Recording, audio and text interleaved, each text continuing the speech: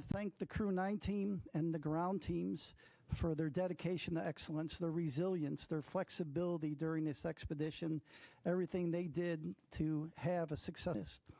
SpaceX has been an incredible partner for us, and it shows the benefits of the commercial public-private partnership that we have. So they just been a huge, great partner throughout all this. Crew 9, in addition to the spacewalks that many of you witnessed, they performed just about 150 experiments on board the International Space Station with over 900 hours of research. And the work we do on the International Space Station benefits the nation, benefits people on Earth, and are the building blocks for going back to the moon and to Mars. So Nick, Alexander, Butch, and Suni, welcome home. On behalf of NASA, I want to thank the administration. I want to thank all the work of the NASA teams and all the work of the SpaceX teams. And so with that, I'll hand it over to Commercial Crew Program Manager, Steve Stitch. Thanks, Joel, and thank you all for being here. Greatly appreciate your interest in the Commercial Crew Program and also human spaceflight. Of course, as you know, it's been just a huge week for Commercial Crew. You know, the missions, I think, sometimes seem easier than they are. If I just step back and think about all the challenges we had to launch Crew 9, moving to a different launch pad, adjusting the seats and the crew training, and then, you know, over the weekend, once we docked Crew 10 safely, looking at the weather patterns, finding this great opportunity that we landed at today, adjusting the timeline. You know, it's never easy. Spaceflight's always dynamic. Sometimes it seems like things move from step to step to step, but there's usually different paths along the way. So the weekend was culminated today with the landing of Crew 9. We Dragon splashed down at about 5:57 p.m. off the coast of Tallahassee. That's our first commercial crew program landing at Tallahassee. We've had a couple cargo flights land there. And now it's great to have Crew 9 and the Freedom capsule back home, and its fourth flight is now in the history books. Of course, we're overjoyed. I watched every crew member come out of the vehicle today. Post-landing, it was great to watch Nick, Suni, Butch, and Alexander come out of Dragon and smile and wave as they came out of the vehicle. You know, we'll get them, they're on the ship now, we'll get them back to meet the NASA aircraft and then back to meet with their families. If you watched the weather today, it was incredible. Clear skies, real low winds, maybe 3 or 4 knots of wind, and really calm seas. You could see the dolphins swimming around the capsule, which was kind of incredible. SpaceX had a nice drone aircraft flying around and taking footage, and that was just incredible. As I said, the ops team just did a phenomenal job over the weekend, pulling in the landing to get the crew home sooner and take advantage of this great weather opportunity. Really appreciate the versatility of SpaceX, the ISS program, commercial crew program, and the flight ops team in planning out the timeline, looking at the crew's workload, determining whether we could pull this off, doing sleep shifting, all those sorts of things that made this an opportunity happen. I also want to thank our partners at the U.S. Coast Guard. They were there on scene, protecting the scene and making sure that it was safe for mariners in the area. The FAA, the Department of Defense, continuing to support us. You know, it's great to see the teams really in action. Overall, I would say it was a really clean undocking, reentry, and landing. The Dragon vehicle performed extremely well, didn't really have any issues to work. You know, little things, a GPS outage that we reset a filter on and things like that. Today, the sequence went perfectly. We jettisoned the trunk, executed the deorbit burn, closed the nose cone, and did the entry. You could hear Nick call down when we finally got the vehicle back through the blackout, 4.6 Gs, and you could tell they were doing well, and then braced for the parachute deploy of the drogues and then the mains and then having splashdown. So parachutes performed well. The whole system worked just as planned. The crew's doing great. You know, they'll spend a little time on the recovery ship getting checked out, making sure that they're healthy and ready to go, and then eventually they'll make their way back to Houston. Again, I want to congratulate the entire NASA Commercial Crew Program, the SpaceX team. You know, in many ways, if I step back to last year, this has been 9 months in the making, and I couldn't be prouder of our team's versatility, our team's ability to adapt and and really build for the future of human spaceflight and looking at different ways to do business, taking advantage of one vehicle to launch a crew and then bring back the crew in a different vehicle. Our partner SpaceX did a tremendous job. Every time we asked them to do something a little different, they stepped up and to the plate and did that, including swapping capsules 6 weeks ago prior to Crew 10, and then also adjusting the Crew 9 mission. You know, we'll celebrate for a while. We're going to take some time in Commercial Crew to celebrate this one and spend a lot of time with the crew, and then we'll move on to Crew 11. Crew 11 will be here before we know it. We'll launch that vehicle as early as mid-July, so we'll start preparing for that. And then, you know, we're working hand in hand with Boeing as well on certification of Starliner, getting that vehicle back to flight. You know, Butch and Suni's return on Dragon, to me, shows how important it is to have two different crew transportation systems, the importance of Starliner and the redundancy that we're building in human spaceflight for our low Earth orbit economy. We're super grateful for Boeing as well and their investment. They're keenly interested in the landing today. They have a watch party going on and are watching Butch and Suni come back. And they've texted me, you know, at the build up to this, they're very keenly interested in Butch and Suni.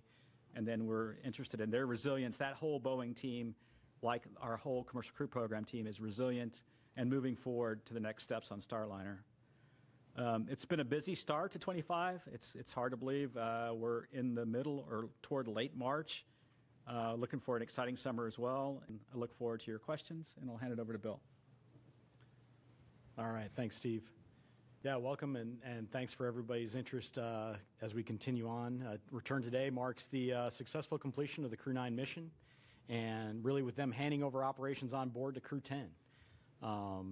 Just some interesting stats as we go through. Nick and Alexander both spent 171 days in space on this trip, seeing the arrival and departure of 4 different visiting vehicles to the ISS.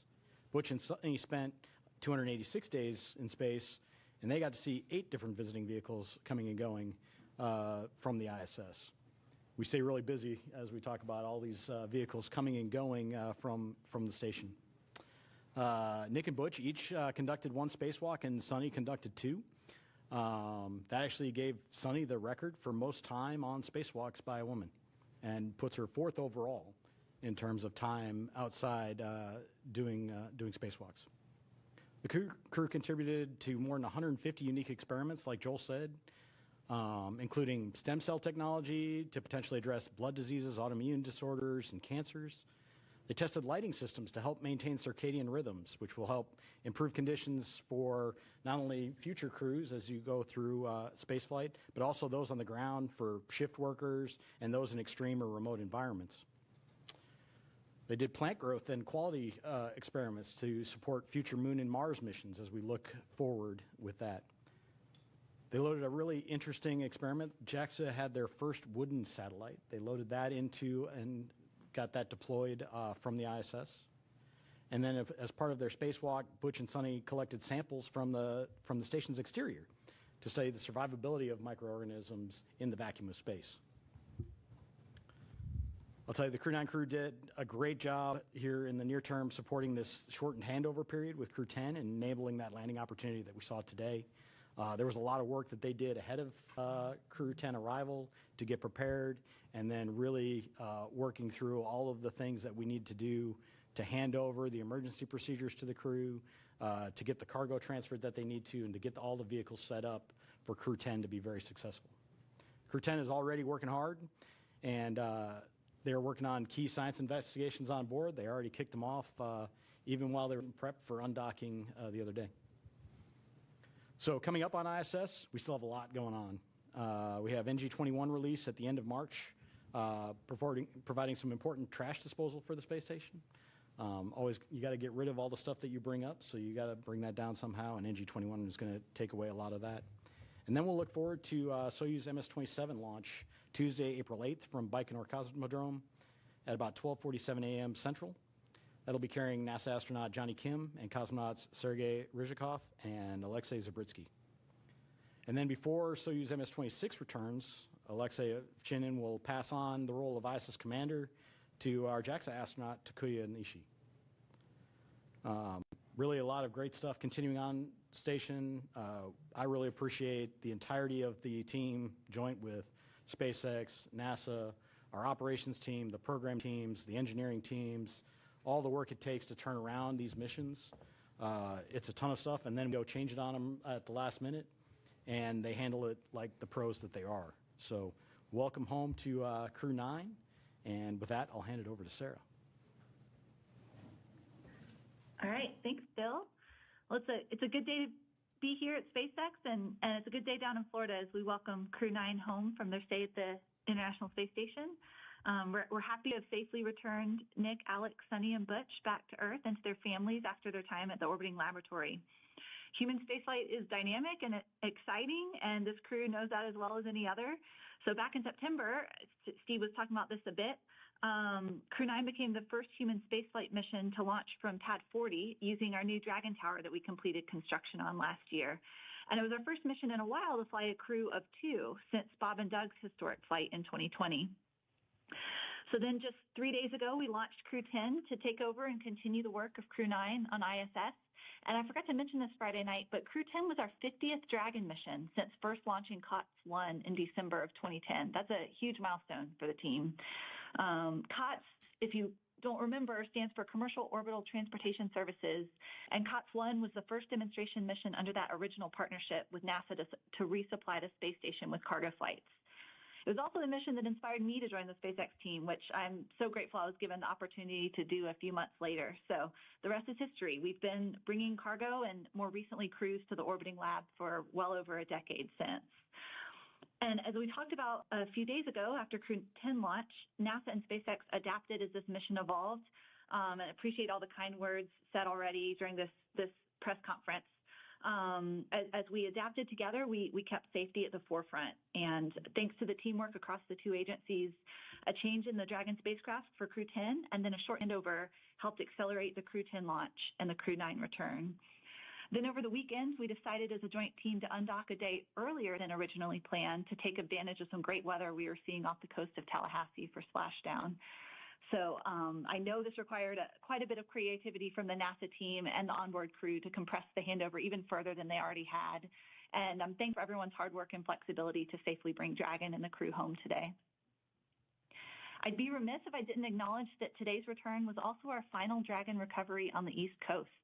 So after 6 years of successful recovery operations off the coast of Florida, we'll now be moving all Dragon recovery operations back to the West Coast. I just hope the California coast can bring as many dolphins as we saw during today's operation. That was really fun to see. We had a nominal return today. Dragon is healthy and the parachutes performed as expected. The crew is likely on the recovery vessel now, soon to transit to the SpaceX NASA handover location, while the SpaceX vessel transports Dragon back to our refurbishment facility at Cape Canaveral in Florida. It's amazing to think that SpaceX has now safely flown 62 crew members from 14 countries to space, 52 of those to and from the International Space Station. Dragon has supported 46 missions to the station in all, and 29 of those on reflown Dragons. I think that's enough flights that we can be really proud of what the team has built together and what we've accomplished, but always with the humility and awareness that we will continue to learn every single mission. The stakes of getting this right are and always will be high. And as Bill Gerstenmaier often says, we must always stay hungry and vigilant to scour the data before, during, and after every operation we perform. It's always an honor for all of us here at SpaceX to launch human spaceflight missions and safely return astronauts and cosmonauts as we continue to advance human spaceflight. Thanks for having me on the briefing today and look forward to your questions. All right, thank you all for your opening remarks. We will go ahead and start taking some questions in the room, so please raise your hand, Gina. Go ahead. I think this is for Steve Stitch. I mean, Crew 9's home, but the research hasn't stopped because what you need to know about what happened with Butch and Suni on orbit, that's still an ongoing medical research project. Would you kind of expand on that for me? What will you learn about their 9 months on the space station? Yeah, I think I can comment and then see if Bill has anything to add. But, you know, every single crew member that we fly in orbit, we collect medical research data. We do various blood draws at various times during the flight, especially toward the end. Do bone density measurements in space. We look at their vision and how their vision might change over time, their intracranial pressure. We do all kinds of things. So you're right. Every single astronaut, when they come back, including Nick and Alexander, is participating in all kinds of experiments, and we're learning from all those. And I'll see if Bill has anything to add. I mean, I think you covered the vast majority of it. We look at everybody when they come home, and every duration adds to that database of knowledge of the effects of spaceflight on the human body. And so we continue to look at that across all of our crew members. Okay, we'll take another question here in the room. Mark, go ahead. Mark Strassman, CBS News. Steve, I want to pick up on something you said, which is the keen interest in Butch and Suni. All 5 major television networks cut in with live special reports following the splashdown, because Butch and Suni have arguably become America's most famous astronauts over the course of their saga. So now that they're home, now that the saga is over, what to you is the takeaway? Yeah, I think that's a great question, and I haven't probably had a lot of time to reflect. You know, we're certainly looking at Starliner very carefully. We're in the process of looking at that vehicle, looking at the helium system. We've got some candidate seals that we're going to replace. We'll get into some testing here over the summer timeframe with what we call a doghouse at White Sands. So we're looking at that. You know, the thing I think back of this whole timeframe is how really resilient Butch and Suni were the whole time. I mean, they launched on what was going to be a short test flight with the crew flight test vehicle with Boeing, and then they moved very quickly into station increment operations, and they became seamlessly part of the International Space Station.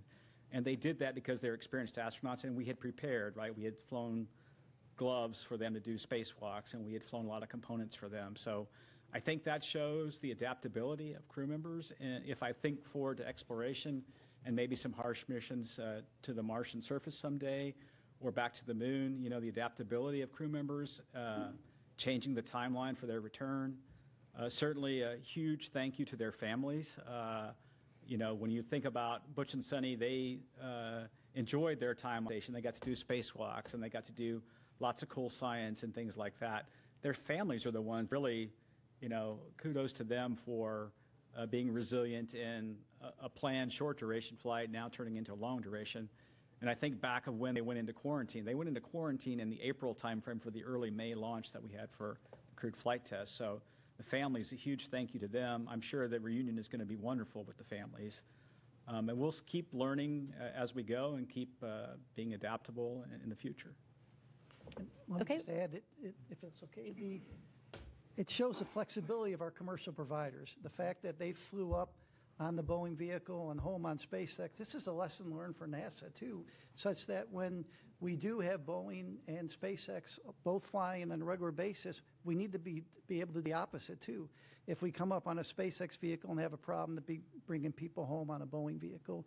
It shows you, you know, this year, I think many of you know, we celebrate 25 years of crewed on the International Space Station, and just shows the flexibility we have with the space station and our commercial partners.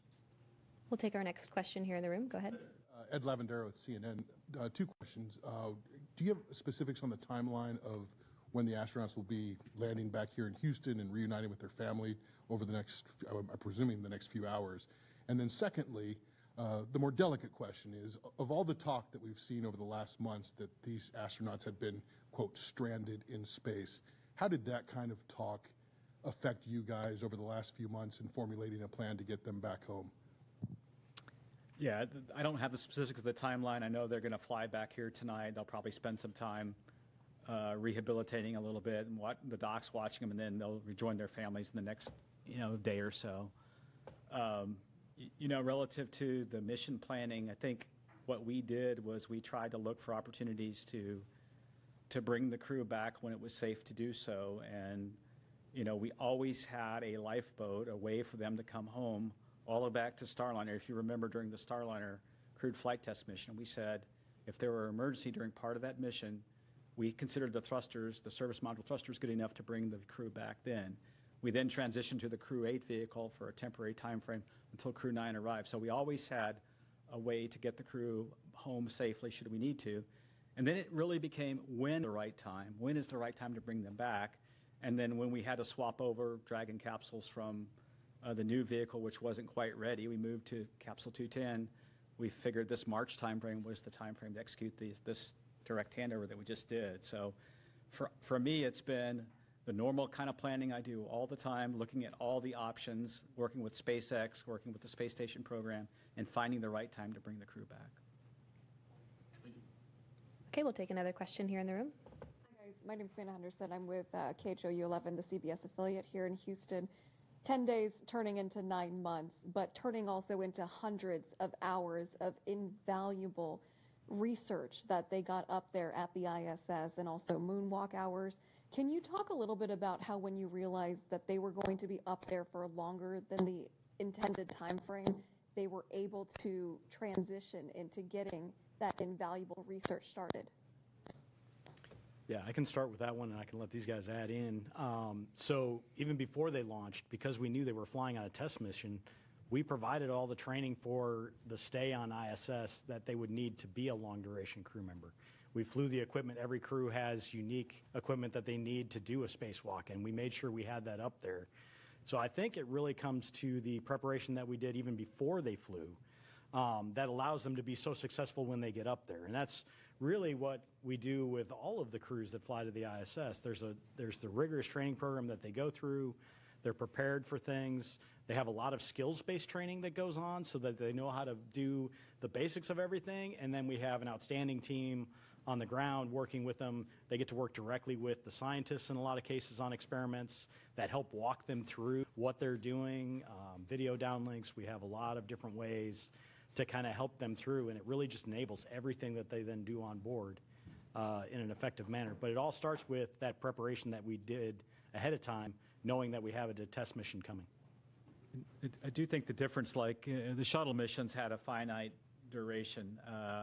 The way the space shuttle worked, it had fuel cells, and they used liquid oxygen, liquid hydrogen to power those fuel cells. And so at some point, that vehicle had to return. But the beauty of the space station is wonderful laboratory, wonderful place for the astronauts to live and work, and you can almost stop the clock if you have a problem. And I think something that we learned on this flight that's a little bit different is, so when Starliner we had planned for maybe a short 10 to 2 week mission for a test flight. When we needed more time, we took that time to understand the vehicle, and then when we determined that the better option would be to bring Butch and Suni back on Dragon, we pivoted over to that plan. So I think station gives us that flexibility that we never had before, and we also have flexibility now, as Joel said, with 2 different vehicles. So someday there may be a case where we're using Starliner to handle a Dragon contingency problem of some sort. So we have a luxury that maybe we didn't have in the past, and so we're adapting and learning from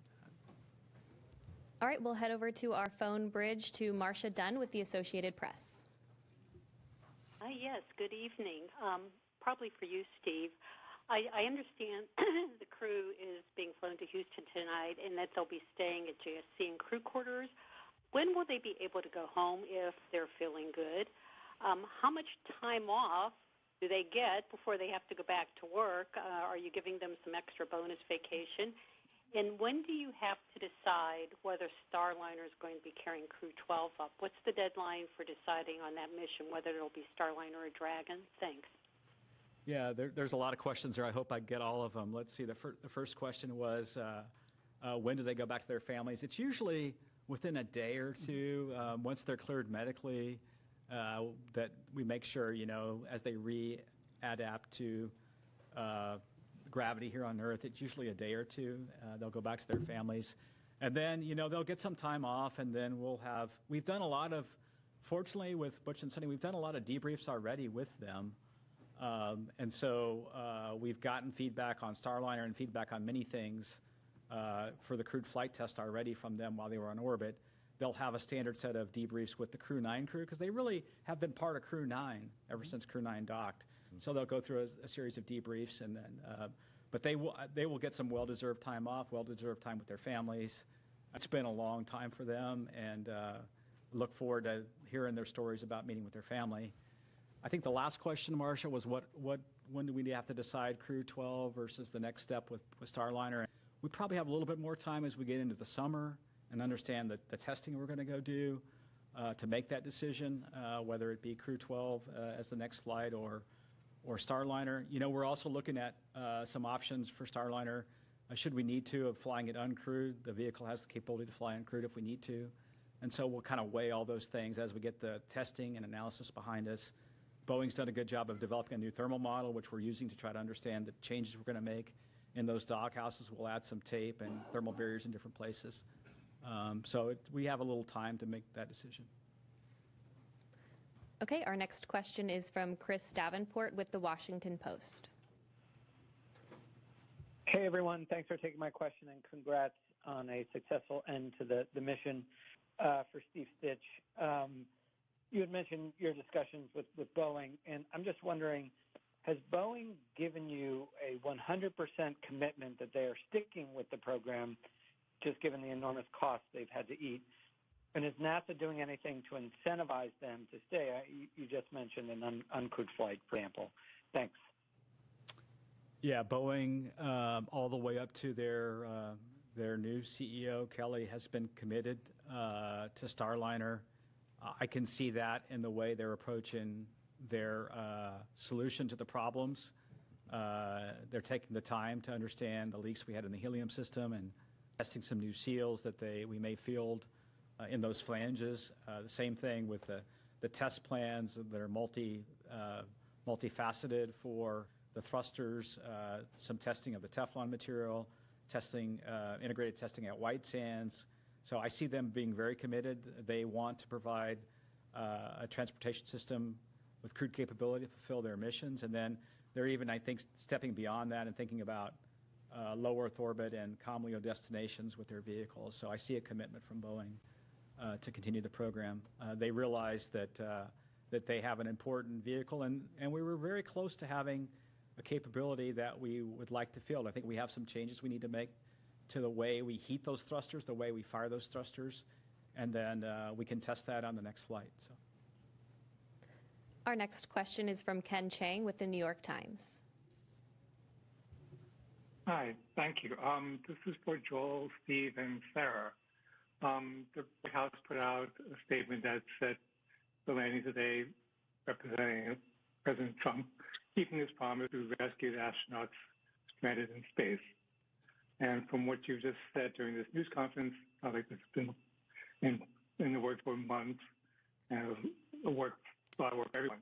I was just wondering, could you explicitly answer the question, if Kamala Harris were president, or if Joe Biden had run for re-election and won, would anything have changed with this mission?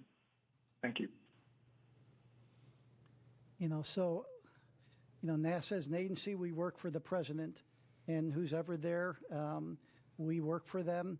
We had an input from that office. We took a look at it, and our job is to take all the inputs we get and operate as successful and safely as we can.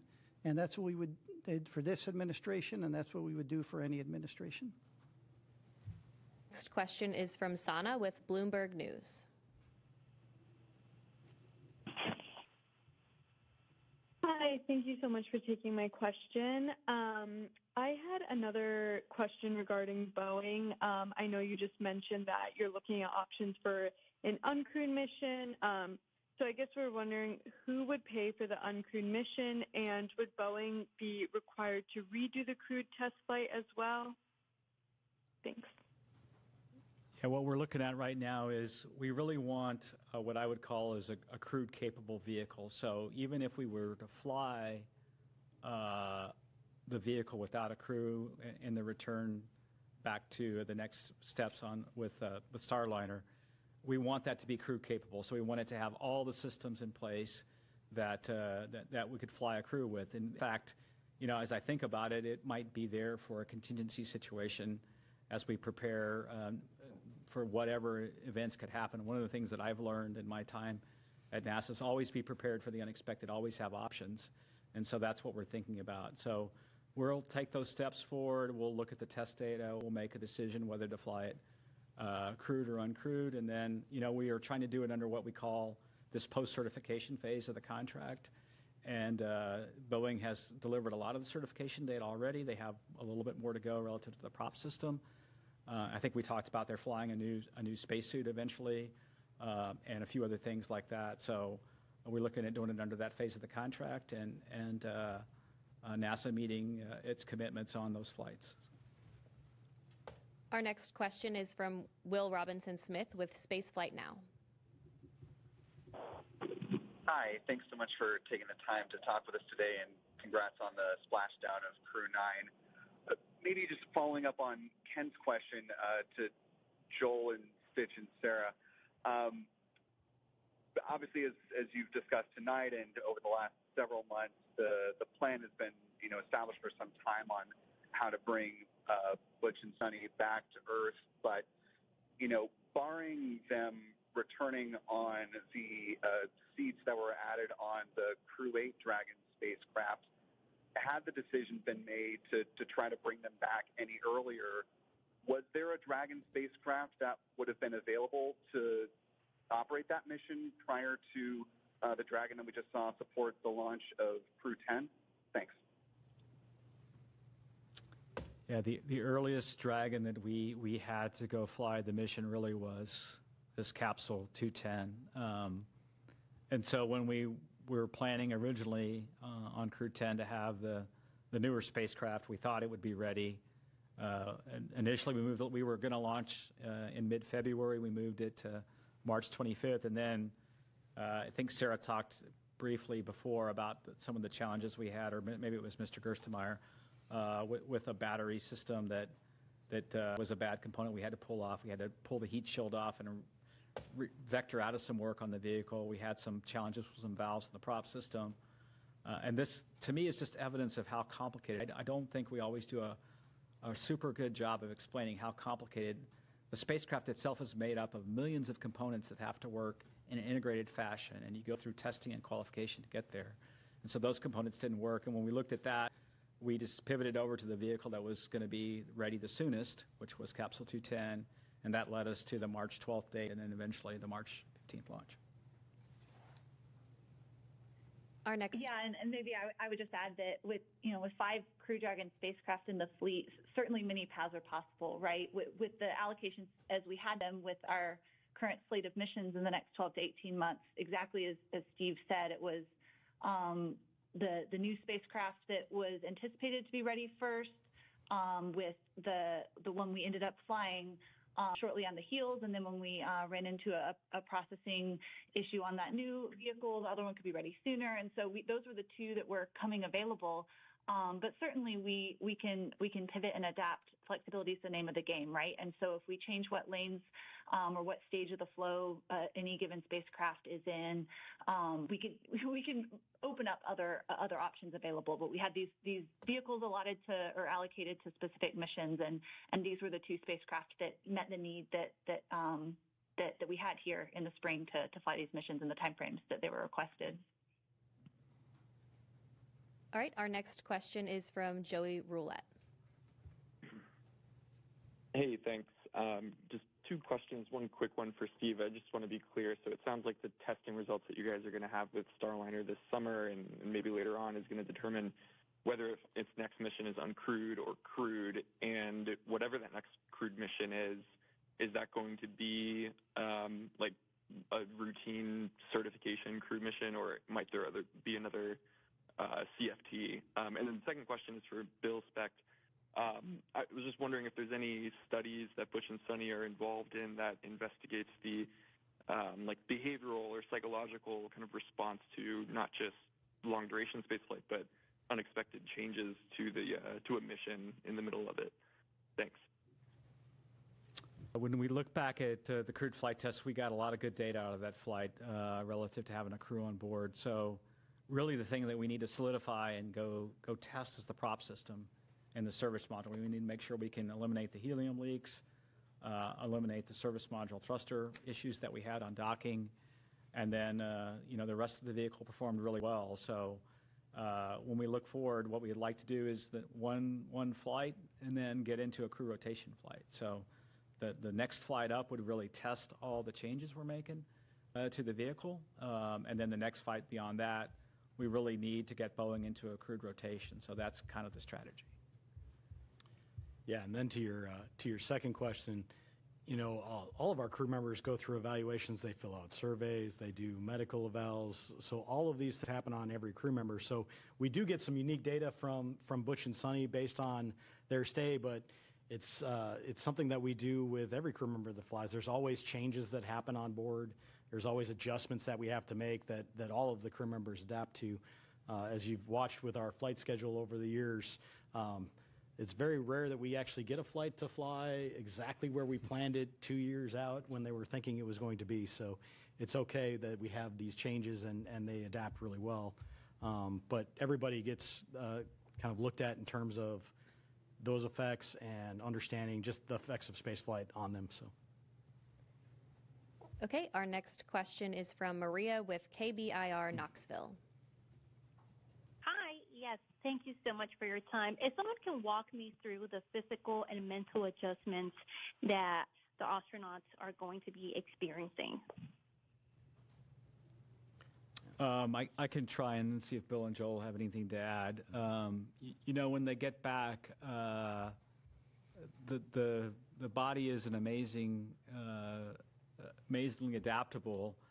The one thing that the body will struggle a bit with is the inner ear and the vestibular response in microgravity. When you transition from 1G here that we're sitting in this room to then in space, the inner ear can get a little disturbed because gravity's not pulling down and the little hairs inside the inner ear. And so the crew can take a little while to get to adapt to microgravity. That same thing happens in reverse when you land back on Earth. The human body was adaptable and was used to being in microgravity. Now, the vestibular response is such that you feel disoriented, you may feel a little dizzy, you may have trouble getting up. And then, of course, physically, their body, when they were operating in space and doing operations inside the various modules, their muscles weren't working as hard, their heart wasn't working as hard, and so there's a muscular and cardiovascular kind of reconditioning that has to happen. And so that's what's happening now. And then, there's a little bit of response coming back to 1G. In space, I could release this pin, and it's going to stay right where it is. And in 1G, if I release the pin, it falls. And so there's a little bit of that the crew has to get back and learn the skills back here on Earth again. So. Okay, our next question is from Jackie with the Times of London. Hello, and thank you. I'm sorry if this is a really frustrating question because I know there's so much good work done on this mission, but there has been a fictitious narrative woven around it by prominent people who are hard to ignore. Why has NASA not pushed back more emphatically against that and against the use of astronauts by one of its commercial contractors as political pawns? And what's to be lost by simply correcting that narrative for the sake of the public who have paid for the mission? Thank you. I would say, our job at NASA is to successfully and safely fly these missions. We fly it with the laws of physics, and we fly it with our commercial partners. And so oftentimes there may be things out in the press that may not be exactly what's happening. And our job is to fly these missions, and regardless of what you read in the press, our job is to fly successful missions, safe missions, and do the science we do on board the International Space Station. I mentioned this year 25 years of continuous crew presence on board later this year, the International Space Station. And we do about 150 experiments every expedition we fly. So think about it, every 6 months. I think we're over 3,000 experiments since we started the International Space Station, and that's what we focus on. Okay, our next question is from Jeff Faust with Space. Hey, good evening. Question for Bill or Steve. Since the Crew 9, Crew 10 handover lasted only a couple of days, was there anything you would normally do on a handover you weren't able to do in this case? And in the future, might you consider shorter handovers between future commercial crew missions? Thanks. Yeah, a Across the board, the main thing that we have to get done is, like anytime you get to a new place, is the emergency briefings. Where do I go in case of an emergency? What are my duties in terms of an emergency? And that happens very early on. And then the follow-ons are more of the general, hey, where did you guys put this thing? Or where did you put that? Where did you leave this wrench when you get up there? Because you can imagine the size of the space stations is so large, and there's a lot of stuff up there. So a lot of the handover that we do with the crews is more set up to be an efficiency gain. And that really helps them be more effective when they go and get to the tasks done that we need to. So when we reduce that time, we reduce that efficiency in the near term to accomplish the tasks on board. We evaluate that each time and understand what our handover is. In general, we don't look to reduce that because we want to be as efficient as possible. We want to get everything done in the most efficient manner, get the most things done on space station that we can. But in this case, it was actually to our advantage to go work that shorter handover and then get them home as quicker, hitting this weather day that we had here today, and not leave it up to how the weather was going to behave days and days from now. So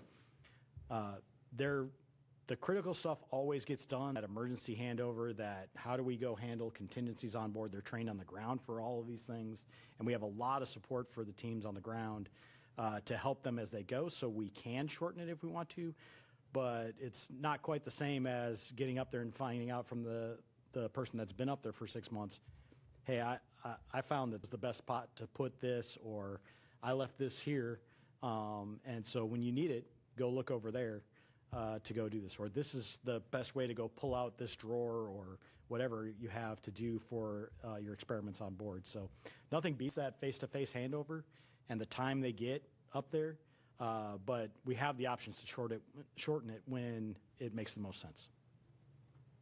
Okay, our next question is from Sawyer with NASASpaceflight.com. Thank you so much. This question is, I believe, for Sarah. With this being the final splashdown on the east coast of the United States, what is the plan for Megan? Is that going to be repurposed to the west coast? Is that going to stay on the east coast? And then what becomes the contingency if, for example, the weather isn't good at the planned Pacific sites, whereas here you had the Gulf and the Atlantic? Hey, we don't know the answer yet to what will happen, what will become of Megan. We've got Shannon here on the West Coast. I'm sitting here in California right now, and there's unique benefits and unique challenges of weather patterns on the West Coast versus the East Coast. Just one example, we have far more stable weather in terms of wind and wind speed, wave height than we did in Florida. So where we needed numerous sites on both coasts of Florida to provide geographic diversity, to avoid weather patterns that may be happening in one area and not another, not so much the case on the West Coast. However, our cloud cover is different here than in Florida, and so things like the airborne assets that support our mission might have different challenges out here than over there. So we've done a lot of trying to learn from meteorologists and historical weather patterns, and then figure out the right number of sites and the right number of support assets to ensure that we maintain a high return availability, which means a high percentage of days that would be a viable return option with a safe splashdown, regardless of what coast we're splashing down on. All right, our next question is from Isam with AFP.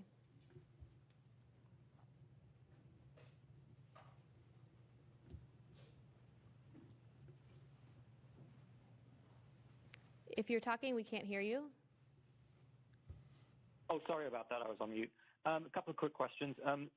Steve, you mentioned that they'd be released to their families in a day or two, but they're still going to be going through with rehabilitation for quite a while, right? If you could discuss that.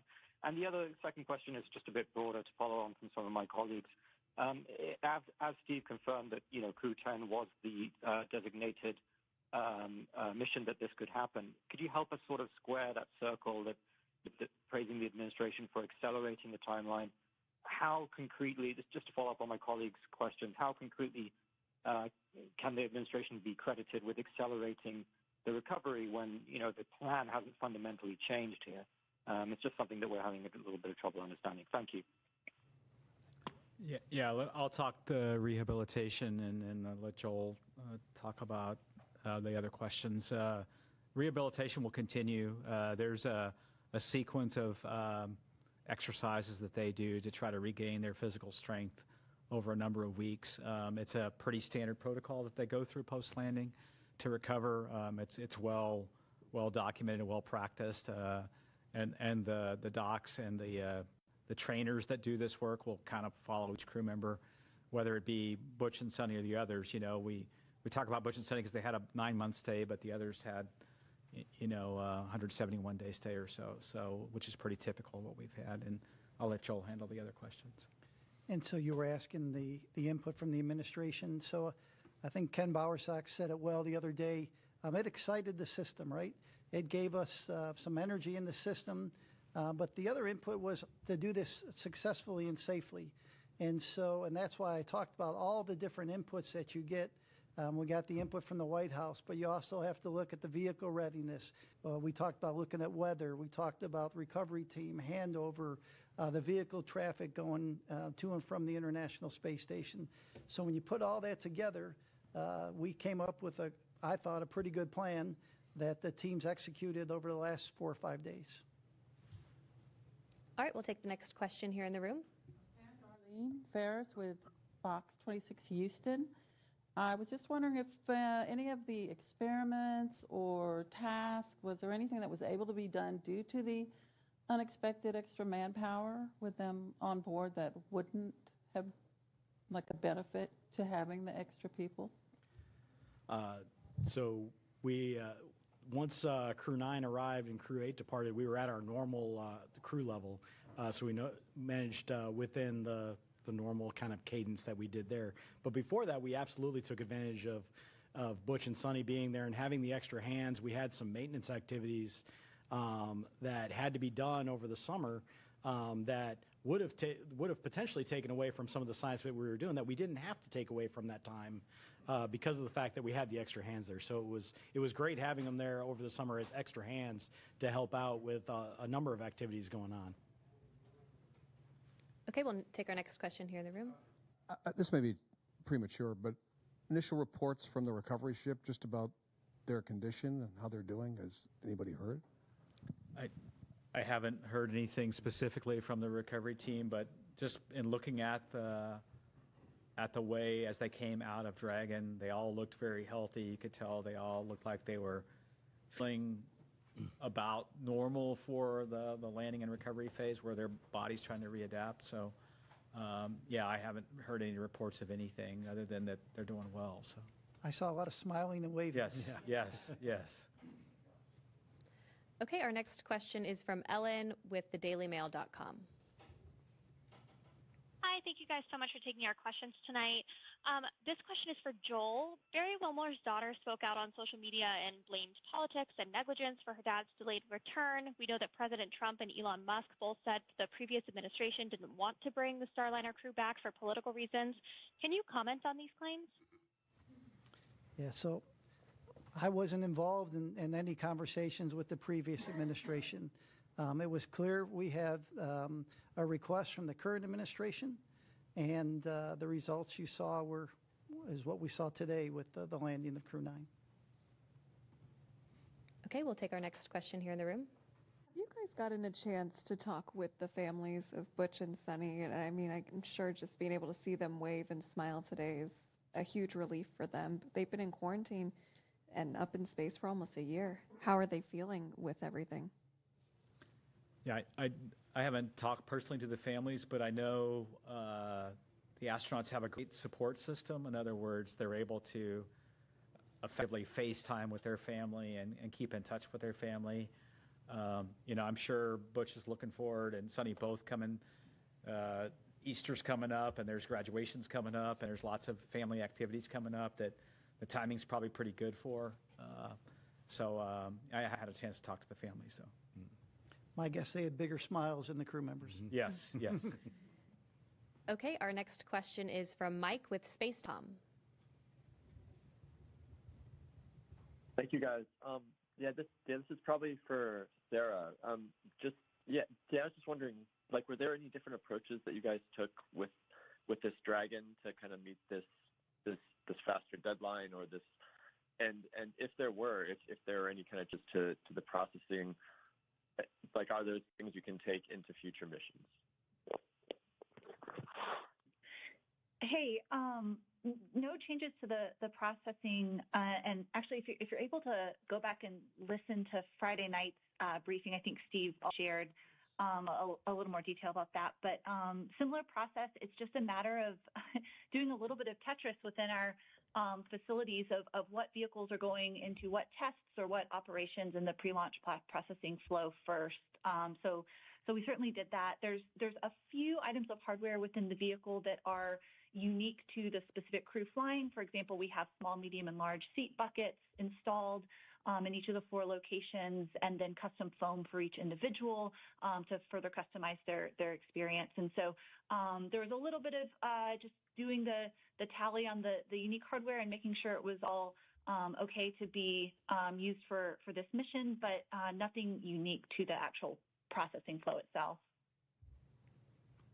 Okay, our next question is from Carolyn with Fortune Magazine.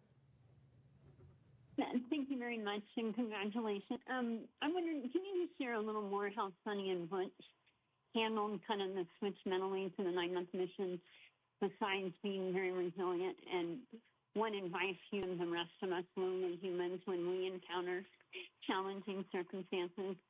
And then maybe just talk a little more about the physical repercussions with respect to radiation, effects on the heart, cornea, that kind of thing, and how we go about planning to protect against that when we think about missions like to Mars and extended stays.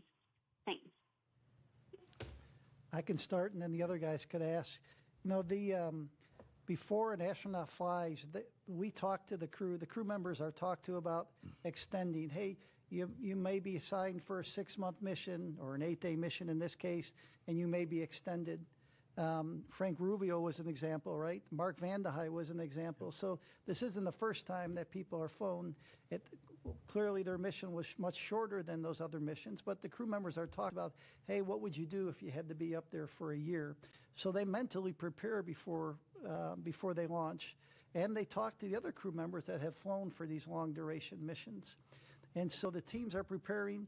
We do different things on the ground. If you're there a little longer than normal, maybe you'll have some extra family conference times, or maybe a half day off after a certain amount of time on orbit. And so we had experience from past crew members, and we made changes in the operations and how we do that. And so let's see, Bill, if you want to add anything to that. Yeah, I think the other question was, really on kind of the effects of space on people in general, and when you change the duration on them. We look at every crew member when they're going up and making sure that we feel confident, even if their mission had to be extended, that they're up for it and that they've got, I think, the time allowable, I think, for them to stay in space and to go through that. We monitor everything on board. We keep an eye on things like radiation. We keep an eye on things like solar activity that can affect that. We keep an eye on the rest of the environmental factors on board, whether it be the carbon dioxide levels, the CO2 levels, the contaminants that we have on board. We have scrubbers and filters and things that take that out. So we do all the things that we would normally do to manage that for crew and minimize their exposure to anything that could be considered harmful, and then we limit the times to the best of our ability that we can up there. Our next question is from Marcia Smith with spacepolicyonline.com. Thanks so much. Steve, you mentioned that Crew 11 might launch as early as July, which seems like a pretty short interval for Crew 10 to be up there. Could you talk about what's driving you to launch as early as July? And will either of the astronauts who are bumped from Crew 9 be on Crew 11, Stephanie Wilson or Zena Cardman? And which capsule will they be flying?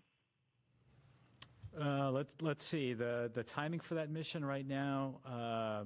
Originally we were going to fly that mission. We had been, if you look at historically, our rotations have been in February and August.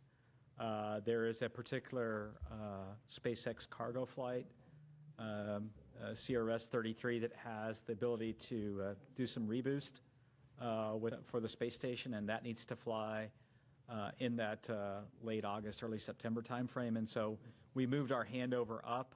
That boost trunk, call it, will be there for a large part of the fall timeframe. So to get all the propellant used on that mission. So that's why we looked at moving. Right now, we think we'll fly probably the capsule 206, which is our fleet leader. It'll be on its 6th flight. We'll continue to work that with SpaceX. You have to remember with space station, one of the critical consumables is docking ports. We have 2 of those docking ports. And so once we fly that CRS-33 mission with the boost trunk, one of those docking ports will be tied up for an extended duration. And we like to do this direct handover. We like to ensure the new vehicle is there, the new crew's there, before we undock the astronauts that have been there for the increment in progress. And so when you put all that together, it drove us to look at right now, mid to late July. Of course, things can change over time, but that's kind of what we're looking at. We'll kind of pivot over to that once we complete the debriefs for Crew 10. So, our next question is from Will Robinson-Smith with Spaceflight Now. Hi. Taking a question from us. Question to Steve Butch. Going back to the comment you made earlier in this briefing, correct me if I'm wrong, but I think you said that there was another look that needed to be taken at the flight suit for those flying Boeing Starliner.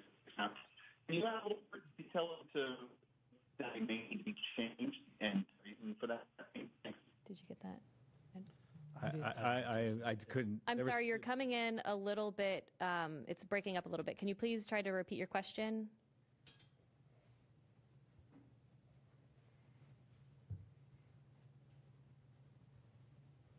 Operator, if you could please unmute the participant.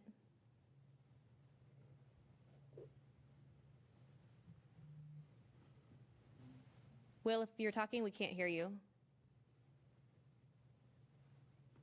Can you hear me? Yep, we can hear you now. Okay, perfect.